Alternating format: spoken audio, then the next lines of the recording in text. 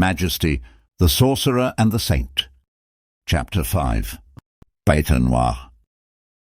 Jack was fast asleep, and although his room was dark and silent, his dream was filled with fire and magic, for in his dream he was a powerful wizard. The evening mist settled within the hills, and the high tower of Castle Bête Noire gleamed dully in the moonlight.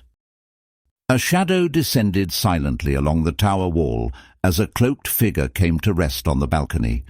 Jack peered down with his hair matted and sweat pouring from his brow, while far below where the stone bridge met the castle wall, two red eyes glistened in the dark. Ribbons of smoke curled up out of the shadows as the dragon waited and watched for the young wizard to show himself again. Jack smiled down at the two red eyes glaring dimly up out of the darkness. With his wizard's cape half burnt, he could still feel the heat of the dragon's fiery breath on his back and knew he had narrowly escaped with his life. With a wave of his hand, Jack turned and flung the terrace doors open wide. Once inside, they slammed shut behind him as he threw off his smouldering cape and went to his war table. There he found his maps strewn across its surface, with a wooden goblet perched at the edge of the table. Jack quickly guzzled down its contents, then tossed the cup aside and peered down at the numerous scrolls, ready to devise another plan to meet the beast in battle. He rummaged through the maps, flinging them here and there, when one of them happened to flip through the air and land at the feet of a dark, foreboding figure standing in the shadows across the room. The giant of a man was clad from head to toe in polished black armor. The dark soldier held a grim mace in his clenched fist and stared straight ahead. Amazingly, the enormous Black Knight was a perfect replica of the miniature toy Jack had in real life. Only this one was 8 feet tall, weighed a ton, and could actually talk. "How goes the battle?" echoed the deep voice from within the heavy armor, like a giant in a cave. Jack looked up and grinned at his dark companion. "It was close, real close. He nearly got me," Jack said excitedly, with sweat still dripping from his brow. "I flew under the bridge and he followed me into the dark, just like I knew he would. That's when I hit him with a lightning bolt, then slipped on a rock. When he came at me, there was so much fire, I didn't think I was going to make it. He got my cape. See?" Jack pointed to the cloak, still smouldering on the floor. "Yes, you are most fortunate, sire. The dragon is swift for his size. He will be difficult to defeat." "Not if I can get him where I want him," Jack said, as he unrolled one of his maps and pointed at the stream indicated below the castle. "Here, see?" The Black Knight tilted his head down with a noisy creak from his metal collar. His voice was slow and ponderous. "Ah, yes, of course. The element of water. Dragons of the air hate the water. A brilliant strategy," the Black Knight said as Jack began to formulate his plan. "If I can just get him into the deeper part of the stream." Jack paused to look around. "Where are the other maps, the water charts?" Jack quickly leafed through the maps on the table, then stood up sharply. "Oh, I know. They're in the cabinet," he said, then whirled around so fast he didn't see the big man standing directly behind him and slammed into him like a brick wall. Jack hit the floor hard and lay there for a few seconds, then propped himself up and shook his head to clear the cobwebs. "Hey!" was all he could think to say as he stared at the solemn figure. Stadia looked down at him with the towering Black Knight standing in the shadows nearby. Jack climbed to his feet, rubbed his head. "How'd you get in here?" he said with a frown. "Come with me," the angel commanded. "Hey, I'm a wizard, you know," Jack whined as he dusted himself off. Stadia glanced again at the Black Knight looming silently in the shadows as he spoke. "Listen to me. This is all an illusion. You are living in a dream, and you have no powers. Now do as I say. Time is short, we must go," he said. "I'm not going anywhere with you," Jack said and scowled, waiting for some response as Stadia walked past, but the angel never looked back. "I'm afraid your life depends upon it," he said, and sounded like he meant it. It was a threat that made Jack pause to reconsider. "My life? Hey, who are you?" Jack called out. A wispy cloud appeared at the center of the chamber, and the angel disappeared into the misty realm of the Nor world. Jack quickly turned to the Black Knight in a fluster, and spoke as though he was late to catch a bus. Okay, listen. If I'm not back in 1 hour, you come and find me, all right?" he said. The suit of armor remained silent and gave no response. With that, Jack chased after the angel. "Wait for me!" he yelled, then ran into the churning vapor and vanished from his dream and the castle chamber. Chapter 6. The Wizard's Table. The sky over Coravandia was dark and grim, but not as grim as the wizard's throne room. Many things had happened while the angel was gone. The creatures had begun to yell and argue about the angel and the human child. Most of them had never seen a child of God, and the last time the dwarfs had seen an angel was during the Wizard Wars. Now there was both a child of God and an angel in the same place at the same time, and that was cause for worry. The clamour grew even louder when the ogres joined in, bellowing and howling, and making so much useless noise that Katy had to let go of Bromwin's neck to cover her ears. Enraged, the bear turned and roared. "That is quite enough," he said, and the hall fell silent. "We need not be afraid. The angel has not come to destroy us. He is our champion." After years of ruling over his kingdom, the bear had learned to make great speeches, and now that everyone was listening, he was just warming up to it. "What the wizard hath wrought, he hath borne out of his own sinful heart, and brought upon himself. His own wickedness and evil deeds have found him out. He who has seized the throne with sorcery and exalted himself will be brought low this day. I tell you, the wizard is most pitiful among us, for his fate is in the hands of God, and there is nothing he can do to escape judgment." "Hear, hear!" the faithful dwarfs yelled. The little fairy smiled at Bromwin and admired the brave king who spoke so boldly before the wizard. At the same time, she thought it strange that the wizard had not interrupted or even uttered a single word in his own defense. And when she looked, she saw the hook-nosed goblin sitting atop the throne in the wizard's place, grinning wildly. The fairy flew to the goblin in an instant, zipping around the creature like a fiery dart. Numlock ducked and dodged to get out of her way as she searched high and low, looking everywhere, only to discover that the wizard was indeed gone. He was nowhere to be found, but even worse, the child was gone as well. "Furthermore," King Bromwin said. Kitch flew to the bear in the middle of his lengthy speech, but no matter what she did, he turned aside and kept talking. Finally she buzzed around Bromwin's muzzle so fast the bear's whiskers caught fire. Bromwin jumped back, sputtering and shaking his head angrily, then crossed his eyes to get a better look at his whiskers, which were still smouldering. Gimble took one look at the cross-eyed bear and giggled. Gogarth elbowed the little dwarf and frowned while Bromwin turned to the fairy in anger. "How dare you such impudence?" he roared, rubbing his nose with his paw. "They're gone! They're gone!" Kitch shouted, pointing to the goblin. Bromwin looked to the throne, then glanced around him. "The child was right here. She had hold of my neck," Bromwin said. Someone cried out, "What of the angel? We've lost the child of God. What do we do now?" The question was enough to cause a panic, as half of the creatures chose that moment to run, while others yelled and screamed even louder. Bromwin did his best to calm them, but it was no use. They all feared the worst. With that, the little fairy took to the air and knew she had to get above all the noise of all the creatures. She flew higher and higher, all the way up to the dark rafters, then fluttered her wings to clear the dust and sat quietly in the shadows, with the noise of the crowd still clamouring up from below. The little fairy plugged her ears and tried to concentrate.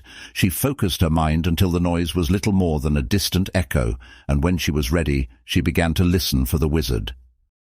The fairy listened ever so carefully, her tiny ears so keen they could hear the summer leaves changing colours in the cool autumn hills. Softly, quietly, she began to hear beyond the walls of the chamber.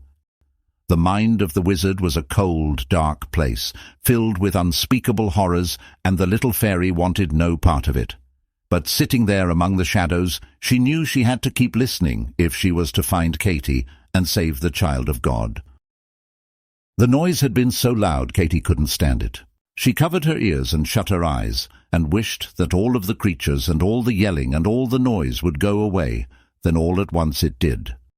The silence had come so quickly, Katy uncovered her ears and opened her eyes, but had to shut them again to escape the brilliant sunlight.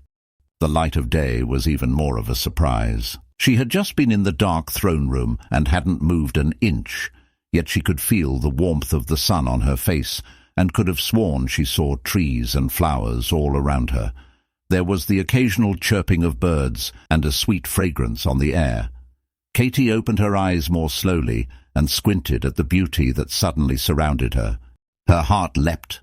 She was no longer in the wizard's throne room. She was bathed in sunlight and sitting in a quiet meadow, with no earthly idea of how she had gotten there. There were roses and wildflowers all around her as far as the eye could see. When Katy looked down, she found herself seated in a chair that looked more like a throne, expertly made and flawless. Exquisitely handcrafted wood adorned the high back of the chair, with dazzling gold inlaid patterns that glistened like silk.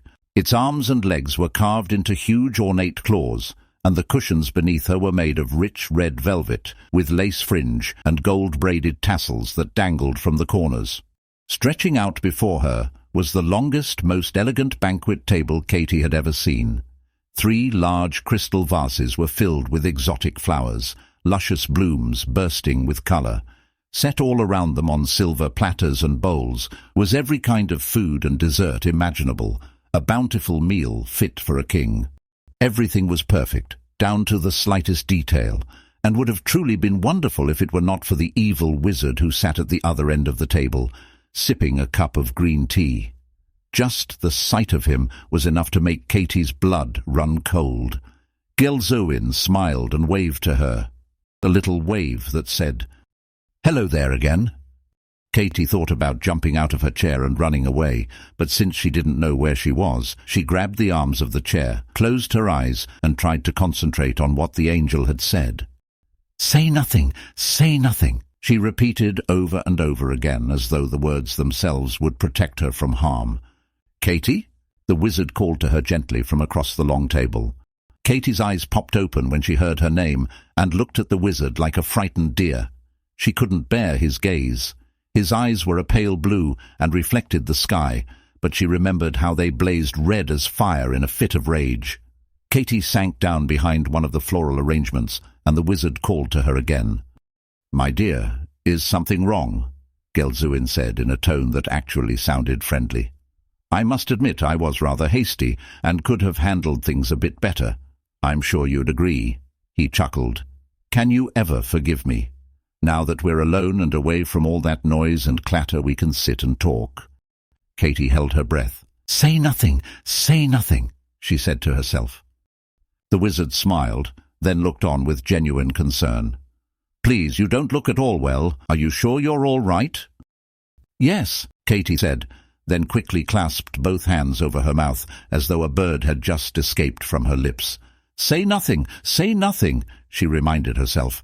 The wizard smiled like a devilish fox. "I know that you have travelled a long way, and thought you might like a little something to eat before you returned home." Katy's eyes lit up. "Home? I'm going home," Katy said in surprise. Gelzuin grinned. "Why, yes, of course you are. Surely you cannot stay here in the Nor world.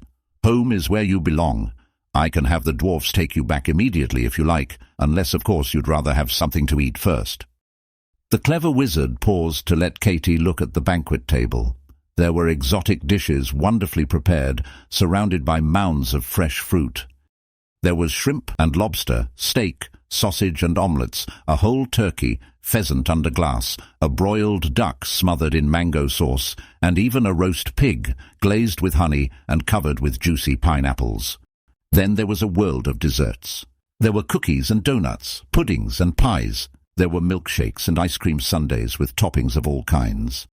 Soon Katy was smiling at all the delicious food in front of her. With all that and the promise of home, the wizard didn't seem so bad now. Gelzuin took another sip of his tea and let out a scrumptious moan of delight. There is nothing I like more than green tea. It is my absolute favourite." He lowered his teacup and paused, then looked at Katy as though a thought had just occurred to him. "Tell me, child, what is your favorite food?" Katy didn't even stop to think and popped up in her seat. "Cherry cheesecake with strawberries and whipped cream swirled on top," she blurted out. "Mom showed me how to make it, but Grammy Nana used to make it the best cherry cheesecake in all the world." But that was before she passed away. Katy looked down and her smile faded. "Oh, I'm so sorry. Do tell me about your grandmother," the wizard, trying to sound caring, and did a good job considering the fact that he hated the old woman, since it was her prayers that had kept them away from the child. The wizard continued cleverly. "I get the impression she was quite a special person." "She was," Katy said, and seemed to come to life again. The wizard smiled. Now that the girl was talking, his plan was working nicely, until Katy mentioned the Bible. The wizard spit out his tea and nearly dropped his cup.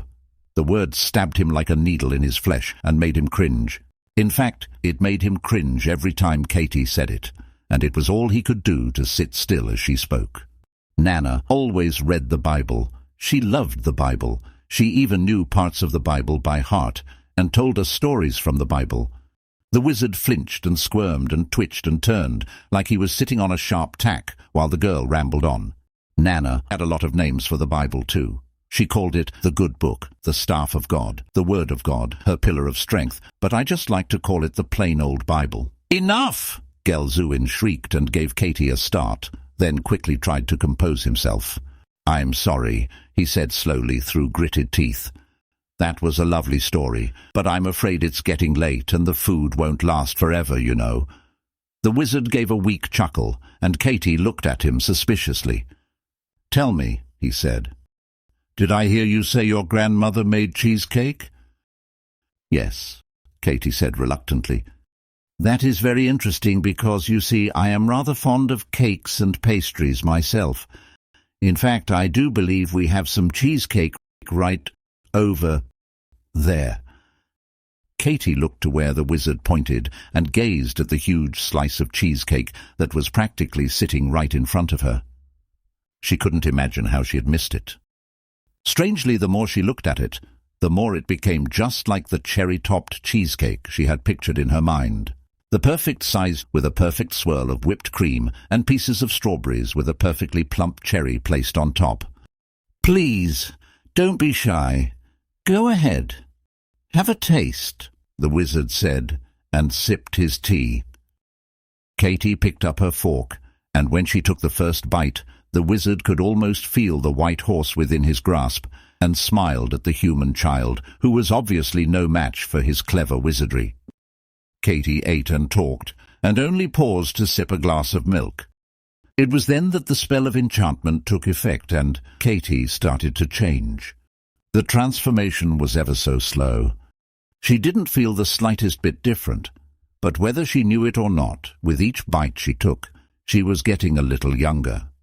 Slowly the months and years fell away, and by the time the spell was complete, Katy was as cute as she could be, and looked exactly as she did when she was only 9 years old.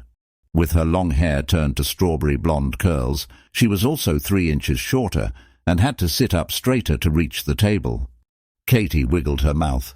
Since her braces had magically disappeared, her face felt different in some strange way, but she couldn't tell how. The wizard watched her carefully and magically refilled his cup of tea. According to the feeble old wizard Marplot, a younger Katy would have twice the innocence and be more likely to remember the knowledge given to her by God. The wizard sat back in his chair, ready to put his theory to the test. "Katy, how do you feel?" the clever wizard asked and took a sip of tea. "Fine, thank you," Katy said. Gelzuin nearly gagged with laughter when he heard Katy's new voice. It was higher and squeakier than before, and the fact that Katy didn't notice made it even more amusing. Gelzuin pretended to clear his throat and continued. "You have been such great company," he said. "Thank you, Mr. Zuin," Katy replied. The wizard smiled with delight. She even talked like a 9-year-old. "Have you enjoyed my hospitality?" he asked. "I have," Katy said politely. "Then perhaps you can return the favor." "You mean the white horse, don't you?" Katy frowned. The wizard gave a sheepish smile as though he hoped it weren't too much to ask. "You think I know where he is, but I don't," Katy said. "Besides, that was a mean trick you played on me, turning that ogre into a horse." Now that she was smaller, Katy was a little braver as well. The wizard pulled back, pretending to be surprised. "But my dear child, how else could I have brought you here so that you could tell me about the real horse?" Katy thought for a moment, and her eyes lit up with excitement. "The one I saw in the pasture? You mean Snowball?" she said. The wizard frowned at the thought of such a ridiculous name being assigned to the most magnificent creature in the universe. Gelzuin sat patiently and listened as Katy rambled on and on about the white horse she had seen in the pasture, then finally interrupted. Yes, that is all well and good, but I want you to think. Think and tell me about the other white horse, the one called Majesty. Where is he right now?" Majesty? Katy said. Although she had heard him mention the name for the first time in the throne room, it was strangely familiar. Then slowly came to her. "You mean the horse from the book? The horse Mommy told me about," she said in a whisper. "I don't know," Katy replied. The wizard leaned forward. "Ah, but you do know," he said, glaring at her wildly. Katy just sat there, staring as blank as a chalkboard, and in her innocence she began to feel sorry for the wizard. He wanted to find the white horse so badly, but all she knew was what her mother had said, and that was hardly anything. Gelzuin rubbed his chin and tried to think. When it became clear that the child had nothing more to say, "I know," he said with a look of surprise. "We'll play a little game, and pretend that you do know. You just start talking and make up a story, all right? Just tell me a story about how to get to the white horse." "But how will that help you, if I really don't know?" Katy asked. You let me worry about that. Just tell me a story." The wizard smiled reassuringly. Katy didn't see how it would really help at all, but she decided the least she could do was try to come up with something. The problem was, she wasn't a very good storyteller. The wizard waited while Katy thought. She was trying to think of the kind of stuff her brother would say, magical things, stuff that would make a good-sounding story. "All right," she said, and smiled.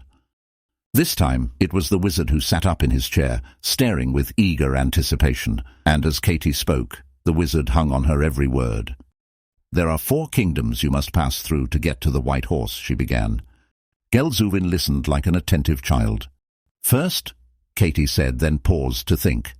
She was waiting for something interesting to pop into her head, and then she continued. "First there is the land of the giants," Katy said. The wizard gasped and covered his mouth to muffle his screams of joy. Katy had not expected that reaction. "The land of great discoveries," he exclaimed, as though the place were real, and he knew exactly where it was. "Go on, child, go on," he insisted excitedly. Katy smiled politely and continued. "Then there is, This making up stuff was tough going. What would Jack say?" she thought. Then it came to her. "There is the forest of the living trees which protect the, cloud stones." Those last 2 words didn't seem to go together. Katy smiled weakly and wanted to apologize. She felt she wasn't doing a very good job. "Yes, of course," Gelzuin shouted and made Katy jump. Go on," he said, as though she were about to uncover buried treasure. Katy shifted in her seat, feeling a little uncomfortable, and had to stop again.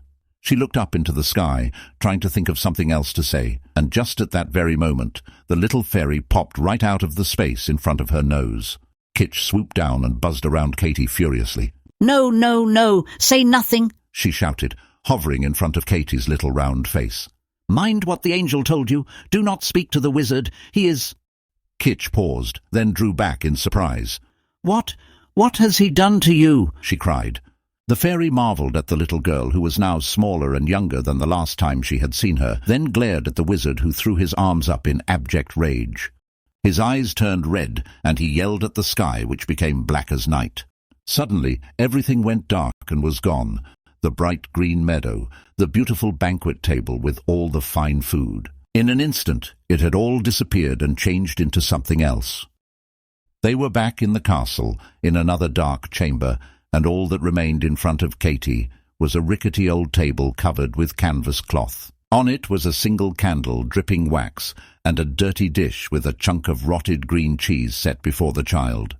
Her grandmother's cheesecake had merely been an illusion. It was a piece of this horrible thing that Katy had put in her mouth instead. She could see where she had nibbled off bits of it, and suddenly the sweet flavor of cinnamon sugar turned to the foul taste of sour milk. Katy nearly gagged as she waved the little fairy aside. "You tricked me!" she said, sputtering and spitting out the bits of stale cheese. Suddenly the great bear and a host of dwarfs and woodland creatures flooded into the darkened chamber, shouting joyfully. "We've found her!" "She's here! She's here!" they cried, thankful to see the child of God alive.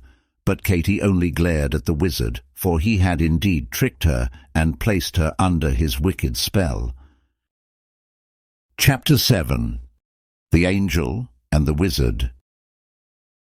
A troop of ogres and grim goblins marched into the chamber behind the dwarfs, pushing everyone aside as they made their way to the wizard, then surrounded Gelzuvin, who slumped back in his chair, and stared at the little girl. It was all going so well, he muttered. "Scoundrel!" The bear growled and shook his paw at the wizard. Gelzuvin ignored him and sneered at the sparkling fairy fluttering in the air next to the child. "Meddling fairies," he groaned. Suddenly something shook the room like an earthquake, and the stone wall behind the ogres buckled. The burly beasts and green goblins staggered out of the way, just as the wall caved in, raining down chunks of rock and debris. When the dust settled, Stadia stepped through the gaping hole and stood atop the rubble. "Please, do come in," said the wizard with a glance. Katy's eyes lit up as the brave guardian approached, and Jack walked in right behind him. The boy stood on the pile of rocks, looking on in amazement. "Cool," he exclaimed. "That was awesome." "Jack, you're here! You're here!" Katy shouted and clapped for joy. Jack's attention was firmly riveted on the angel. "How did you do that?" Jack said, gazing at the big man. But Stadia only stared at Katy, who had been shrunk down to the size of a 9-year-old. His gaze was so intense, Jack finally turned to look at his sister. "Hey, what happened to you?" Jack said and laughed. Stadia looked the little girl up and down as he marched forward, then reached back and drew an enormous shield out of thin air. "Whoa!" was all Jack could say when it miraculously appeared before them. The shield of faith was bigger than Katy and shone like glass.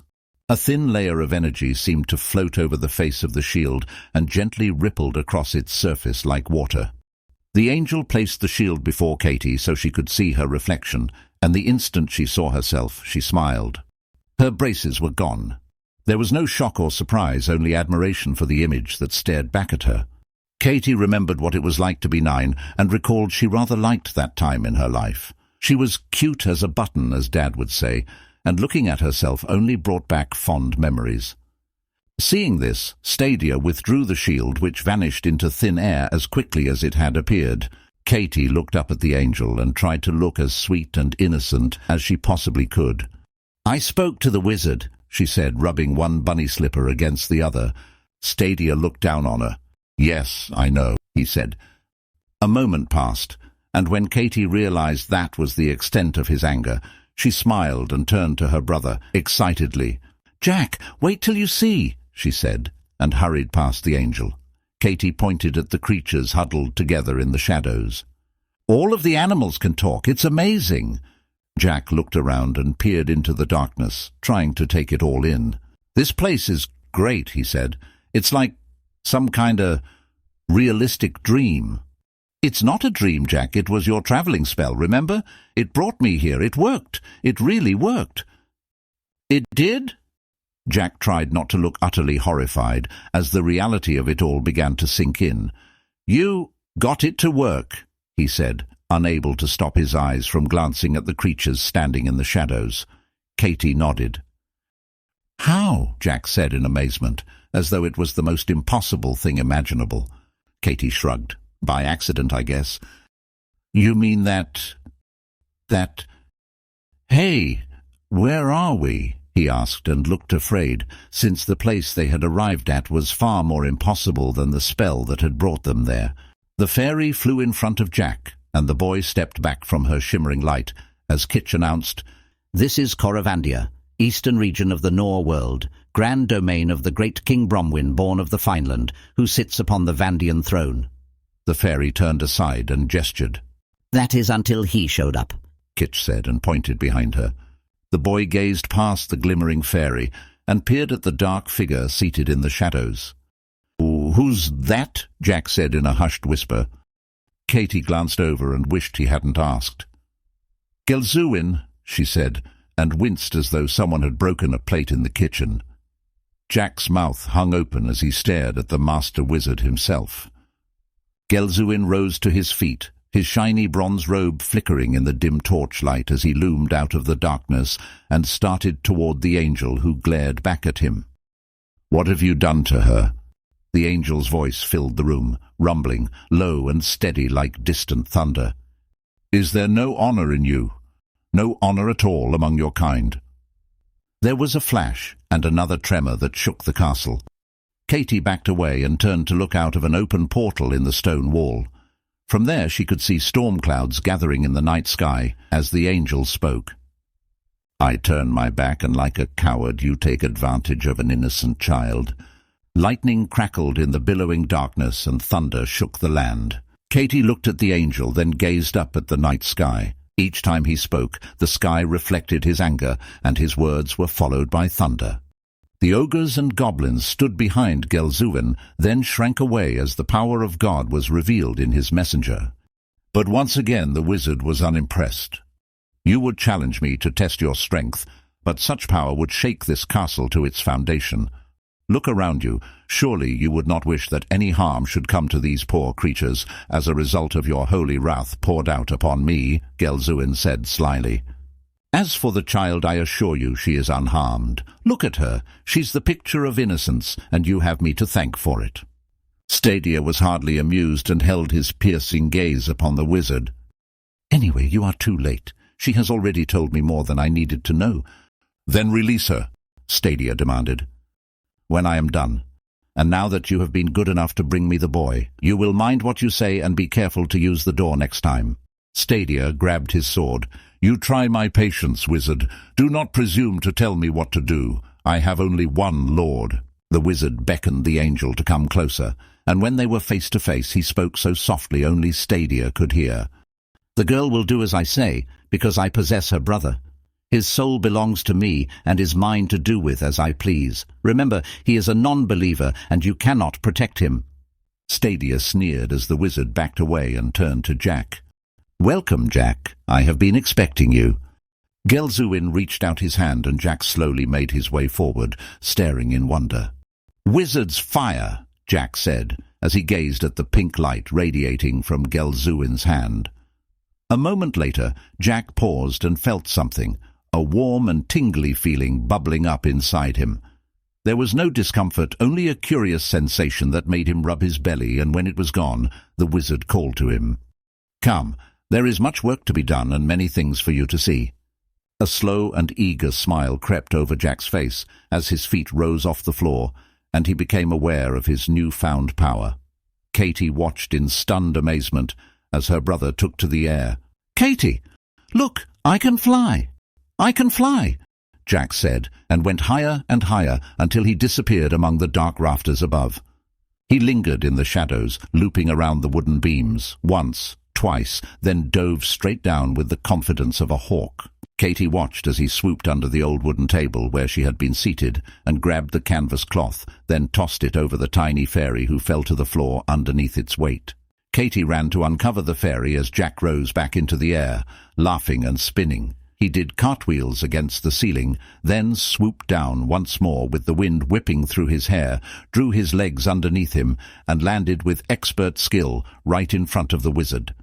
"Cool! That was great," Jack said, reaching out to steady himself, a little dizzy from his trip around the room. "Yes, and there is much more I can teach you," the wizard said, and grinned at the angel, then turned and called to everyone in the chamber. "Prepare the wagons and spread the word. We leave tonight," he said with a shout, then placed his arm around Jack's shoulder and led the boy away. The two faded into thin air, and the hideous procession of ogres and goblins disappeared behind them. "No! Come back!" Katy cried and rushed to the spot where they had vanished. Kitch glowed like a candle and hovered over Katy's shoulder. "This is most unfortunate," the fairy whispered. Katy turned to the angel. "Do something," she pleaded. "It is the wizard who controls him now," Stadia answered. But can't you stop him?" "Not without risking your brother's life," he said. The tiny fairy shook her head as she flit back and forth. "Most unfortunate indeed." The angel studied Katy with a ponderous gaze. "The wizard believes you can find the white horse, the one that is called Majesty. Is this true?" "No!" cried Katy. "I don't know anything. I just told him a story and he believed me. I made it all up. Really, I don't know anything." The angel stood silently while Bromwyn and the fairy and a host of dwarfs watched and listened. "But you are a child of God, a bearer of light. That is certain," Stadia said, giving it some thought. "The wizard has chosen you above all others and has risked a great deal to bring you here." "And here you stand," said Kitch. Katy just stared at them through her tears. "For the moment, let us assume there is some truth to his claim." Katy looked down in despair. A moment later she felt a hand beneath her chin, then gazed up into the eyes of the angel once more. "Fear not. It is a bold adventure which lies ahead. You are very young, but if you are brave, I believe the opportunity will present itself to save your brother." Katy tried to summon her courage. "Will you come with me?" she asked. Stadia stood tall. "It is God's will. He has sent me to watch over you, and so I shall. Together we will learn what it is you know, and uncover the wizard's plan." Suddenly the fairy leapt in front of them like a spark from a flame. "Together!" she shouted in her tiny voice. "Indeed," said Bromwyn. "Together." The bear's booming voice filled the chamber. "Together!" cried Go-Garth. The dwarf leader stepped forward to join them, and Katy looked with growing surprise as others gathered around, dwarf men in leather boots and long capes who drew their little swords and shouted all at once. "Together! Together!" "We will stand with the child of God, if you will have us," said Bromwyn. The bear bowed graciously before Katy, who was speechless and could only marvel at the entire group gathered before her. Yes, thank you, all of you," she said finally. "It is settled then," said Go-Garth. "Come, brothers, there is much work to be done.